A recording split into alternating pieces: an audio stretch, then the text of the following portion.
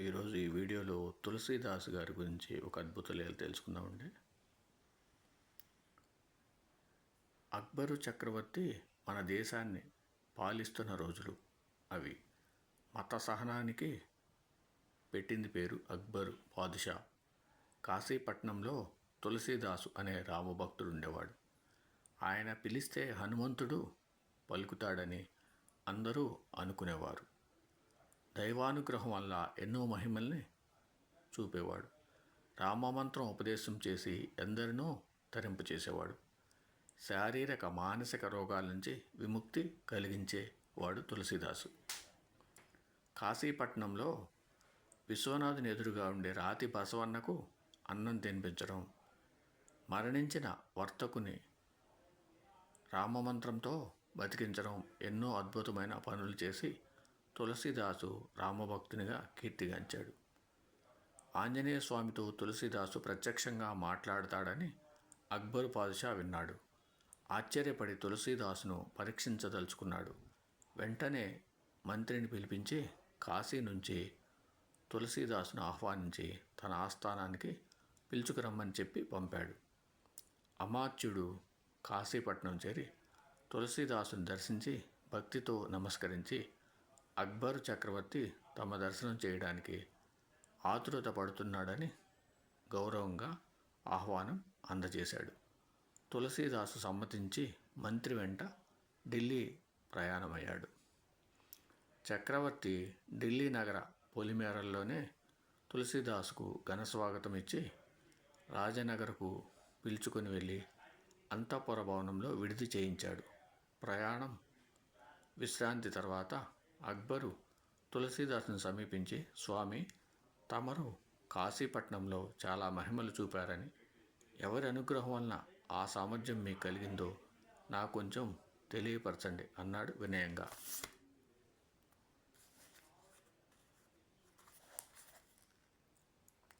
తులసీదాసు, ఓ రాజా, నేను మానవమాత్రుడను, అశక్తుడను.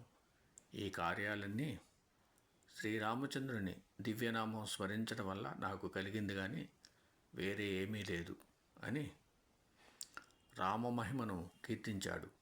ఓహో, అలాగా, అయితే మీరు చెప్పేది సత్యమైతే ఆ కోదండరాముడిని నాకు చూపించండి. అలా నీవు చూపకపోతే ఒక అడుగు కూడా నిన్ను కదలనీయను. ఒకరోజు గడువు ఇస్తున్నాను, అది దాటితే మరణశిక్ష విధిస్తాను అని చక్రవర్తి ఆజ్ఞ జారీ చేశాడు. అప్పుడు తులసీదాసు ఆంజనేయుని స్మరించాడు. స్వామి, నన్ను పిలుచుటకు కారణమేమి? మీ ఆజ్ఞ శిరసావహిస్తాను అంటాడు ఆంజనేయుడు. తనకు రాజు వలన కలిగిన నిర్బంధం గురించి వివరిస్తాడు. ఏమి, రామచంద్రుని దర్శింపవలేనన్నాడా? మీకు ఇన్ని కష్టాలు కల్పించాడా?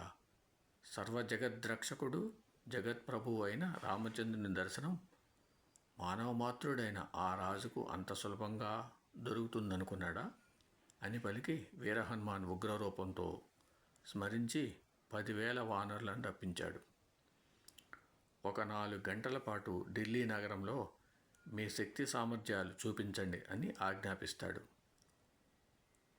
వెంటనే కపిసేన వీరావేశంతో కనపడిన వారినంతా గోళ్లతో రక్కుతూ, పండ్లతో కొరుకుతూ, మిద్దెలు మేడల మీద నుంచి అందరినీ క్రిందికి తోస్తూ పండ్ల తోటల్లోనూ పొలాలను నాశనం చేస్తూ, గోపురాలను కూలద్రోసి ప్రతి ఇంట్లో దూరి అన్నింటినీ చిందరవందర చేస్తూ నానా బీభత్సం సృష్టించాయి. అంతఃపురంలో దూరి స్త్రీలను, పిల్లలను భయపడేటట్లు చేశాయి. ఢిల్లీ నగరమంతా ప్రజలు గగ్గోలు పెట్టారు. ప్రజలంతా రాజనగరం చేరుకున్నారు. కోతిమొక వారిని విడిచిపెట్టలేదు. అక్బరు ఈ గందరగోళం చూసి ఆందోళన చెందాడు. ఎక్కడ చూసినా కోతులే. ఇలాంటి పెద్ద పెద్ద కోతులు నగరంలో ఎక్కడా చూడలేదే, దీనికి నివారణ ఏమిటి అని విచారపడుతూ మంత్రిని పిలిపించి అడిగాడు. మంత్రి వెంటనే, ప్రభు, మనం రామభక్తుడైన తులసీదాసును నిర్బంధించాము. అలా చేసినందుకే ఈ వైపరీత్యం ఏర్పడి ఉంటుంది. అయినా ఇప్పుడు మించిపోయింది లేదు. ఆయన్ను మనం శరణు వేడటమే దీనికి సరి అయిన మార్గమని వినయంగా తెలుపుతాడు. వెంటనే అక్బరు తులసీదాస్ దగ్గరికి వెళ్ళి కోతిమొక చేస్తున్న విధ్వంసకాండకు కారణమేమిటని అడుగుతాడు. తులసీదాసు నవ్వుతూ, రాజా, శ్రీరామచంద్రుని దర్శన భాగ్యం కల్పించమని కోరారు కదా, మీ కోరిక ప్రకారం ఆయన్ను ఆహ్వానించాను. ఆ కోదండరాముడు 72 కోట్ల వానర సైన్యంతో ఢిల్లీ నగరానికి వేయించేస్తున్నారు. ముందుగా 10,000 వానర సైన్యం వచ్చింది.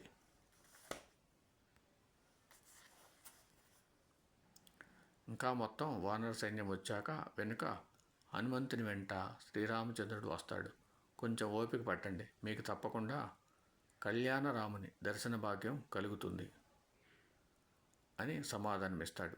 అక్బర్ వెంటనే భయకంపిత స్వరంతో, స్వామి, నన్ను క్షమించండి. ఈ 10,000 వానర సైన్యంతోనే ఢిల్లీ నగరమంతా ధ్వంసమైంది. ఇంకా వానర సైన్యం వస్తే నగర రూపురేఖలు మారిపోతాయి.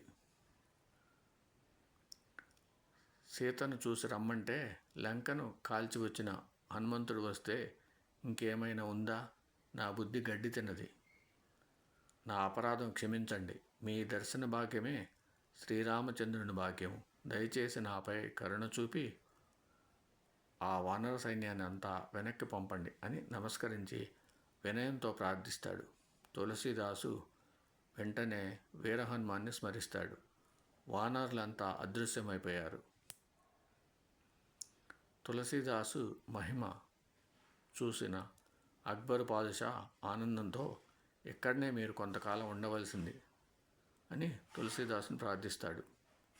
తులసీదాసు అంగీకరించి 1 సంవత్సరం పాటు ఢిల్లీ వాసులకు రామచంద్రుని మహిమలు, భక్త హనుమాన్ గురించి ప్రచారం చేస్తాడు. హనుమాన్ చాలీసా తులసీదాసు విరచితమే. ఓం సమ సద్గురు సాయినాథ్ महाराज की जय. ओम सम सद्गुरु भरद्वाज महाराज की जय. जय जय श्री राम, जय हनुमान.